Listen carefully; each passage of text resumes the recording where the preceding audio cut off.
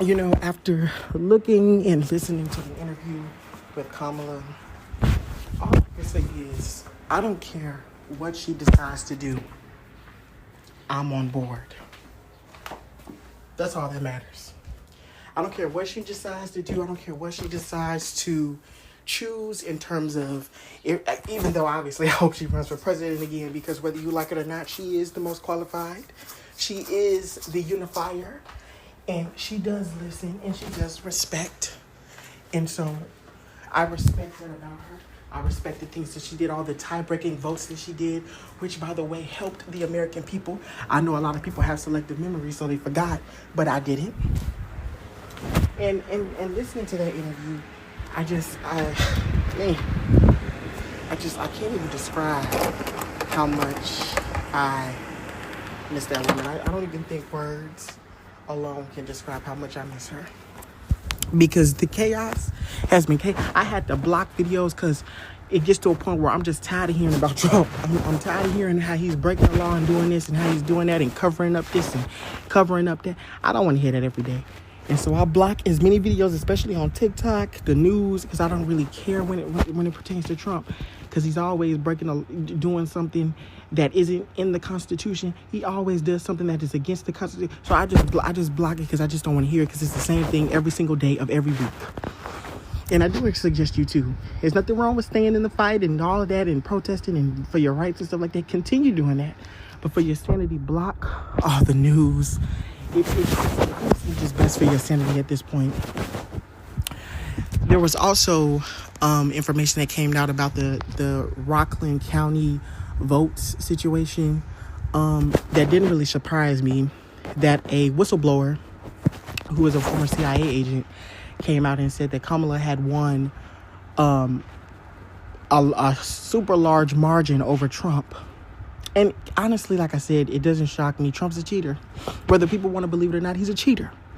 So hearing about that didn't shock me. And they said that the police officer, the former CIA person, is open to testifying in court when the Rockland case happens for the votes and stuff like that. It doesn't shock me. I almost 100,000% believe that he cheated to win this election. It doesn't shock me. More and more when I hear about it, it just doesn't shock me. As disappointed as I was when Kamala said that the system is broken, I was disappointed but happy that someone finally really said it up bluntly, because the system is broken. It is. It's incredible. I don't even think words can describe how broken it is. It is broken. And so I loved when she said that she doesn't want to do certain things for it to be transactional, to get their vote. I loved how she said that, because it's so true.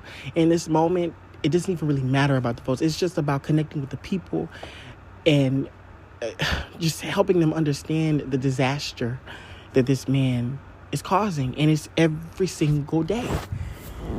And so it's a lot. It's a lot. It's tiring. It does suck. And it is annoying to hear and see that over and over again, in terms of people saying, oh, this election was straight up fair. It wasn't. And I don't care how y'all feel about those quotes being said, because it wasn't. Too many times has Trump thanked, congratulated, praised Elon. I mean, Elon out here was paying people for votes. And y'all got the nerve to say that this election wasn't rigged. Come on now, please stop playing with me. And that's why I 1000% agree with what she said about the system being broken. It is. It's 1000% broken. And I just don't know how and if it is possible to fix it, to be honest. Because this is a centuries-long problem. This issue has been happening literally since the dawn of time. And so it cracks me up. It's disappointing, and it's a lot. I also appreciate how Stephen told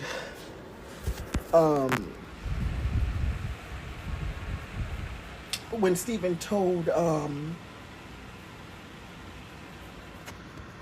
Kamala that he was proud about the whole electoral college thing and stuff like that, I was too, because it was really a hard thing to watch in general.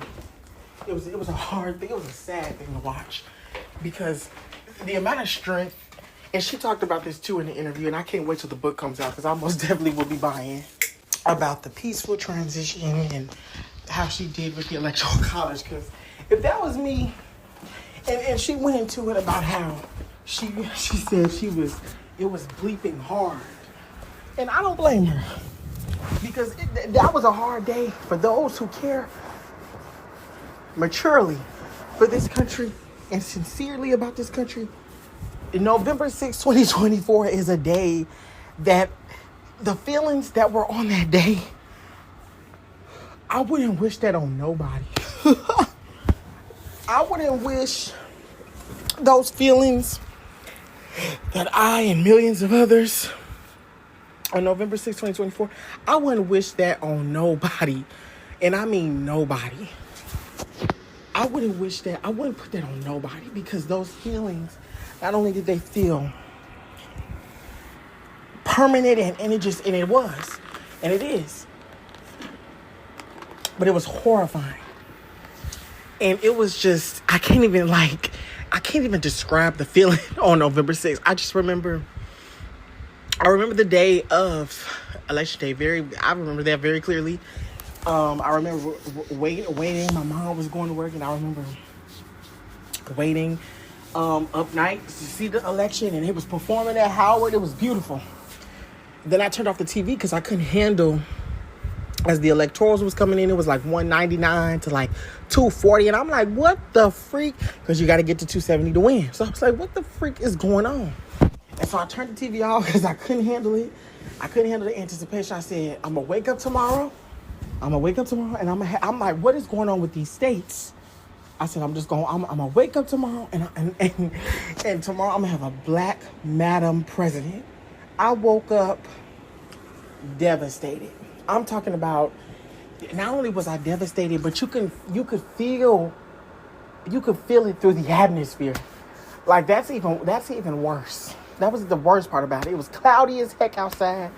The whole city was quiet. Mind you, this city ain't never quiet. Ever, ever, never, ever, never. It was quiet. It was cloudy. It was dark. You could just feel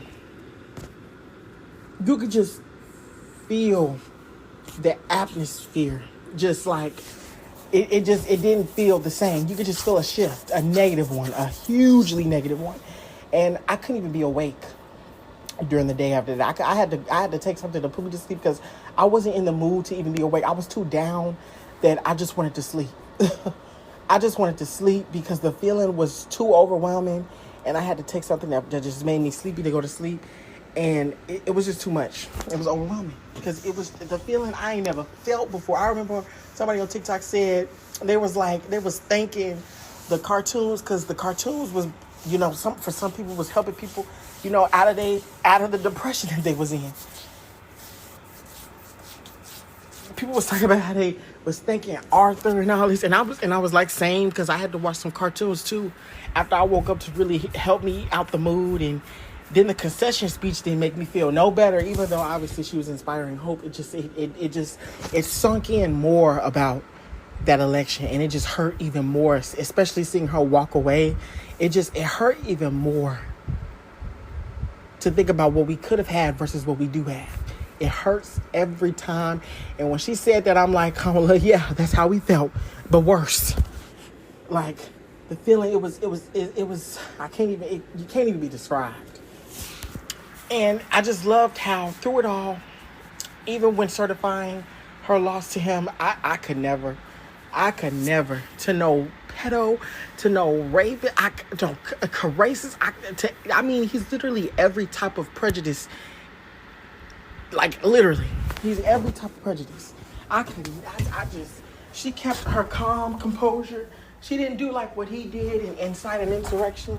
She stayed calm and she did everything right. And that's the sad thing about it. Because when he does it, it's not a problem. When he did it, it was never a problem. But if she would have done it, it would have been a freaking execution. Because that just shows to play the double standards in this country. And she went into, and that's how it all ties into the system being broken. And it is. It is. And I'm just glad that she said that. And I'm glad, and like I said, I don't care what anyone says. I do hope she runs again. She garnered $75 million within 107 days. Imagine with a full campaign.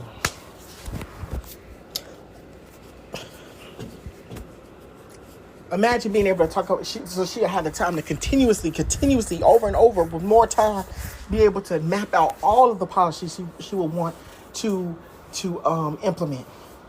It would be incredible. During the darkest time, she gave hope. When Trump lost, he gave disaster. Matter of fact, not only did he give disaster, but the way he handled the pandemic on his way out was even worse, withholding resources. But see, people don't like to remember those type of things. They like to have selective memories when it comes to Trump. That's what I know that I've learned. They don't like to remember certain things when it comes to Trump. But that's his base, you know. They favor him. They worship him like he's a god, and that's not something to praise. That is something to be concerned about. But that's the country we live in, unfortunately, now.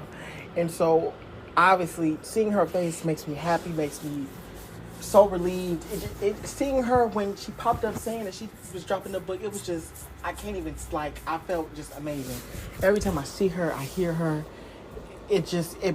her voice alone brings me peace. I can't even describe it. With all this chaos, her voice, her calming voice alone brings peace.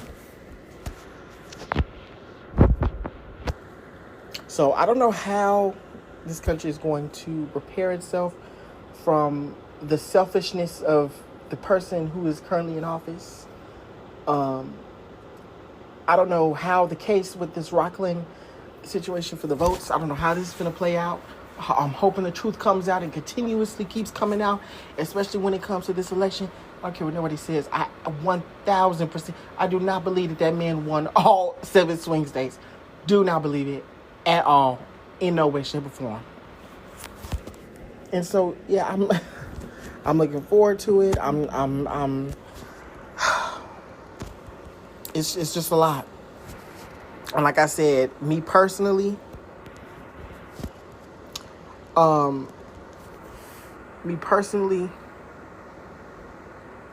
just don't listen to the news. Just don't listen to the news. Just don't. Don't. Because I block it, because I'm tired of hearing about Trump this, Trump that. I just block all of it. It's just for the best of my sanity.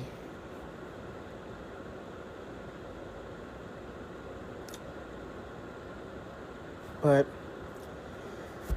yeah, it was just amazing seeing Kamala. Every time I see her, it's just I get peace, and it's just it brings me peace, and I love her so much.